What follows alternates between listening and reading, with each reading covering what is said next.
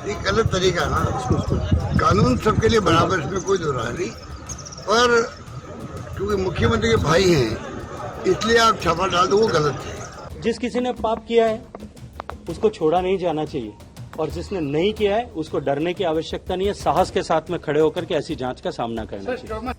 अगर पाप नहीं किया तो डरना क्यों? ये बात केंद्रीय जल शक्ति मंत्री ने मुख्यमंत्री अशोक गहलोत के भाई अग्रसेन गहलोत के लिए कही है। शेखावत कहते हैं कि अगर फर्टिलाइजर घोटाले से अग्रसेन का कोई लेना देना नहीं तो वो जांच से घबरा क्यों रहे हैं, सीबीआई का सहयोग क्यों नहीं कर रहे?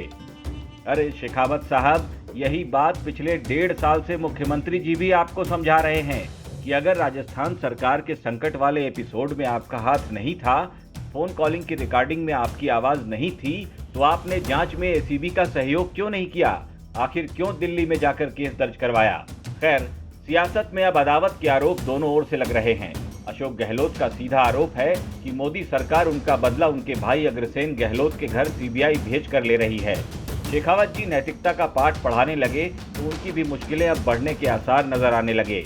राजस्थान के विधायकों की खरीद फरोख्त के मामले में एसीबी की ओर से केंद्रीय मंत्री गजेंद्र सिंह शेखावत को नोटिस जारी हो गया है।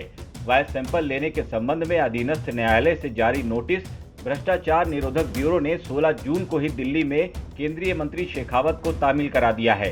इस मामले में जुलाई के पहले सप्ताह में सुनवाई की अगली तारीख है। एसीबी ने करीब 1 साल पहले जयपुर महानगर के अधीनस्थ न्यायालय से केंद्रीय मंत्री गजेंद्र सिंह शेखावत से आवाज का सैंपल लेने की अनुमति देने का आग्रह किया था।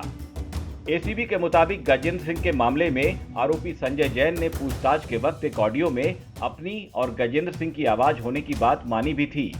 बस उसी बात का हवाला देते हुए एसीबी गजेंद्र सिंह का वॉइस सैंपल मांग रही थी, लेकिन शेखावत साहब इसके लिए कतई तैयार नहीं हुए।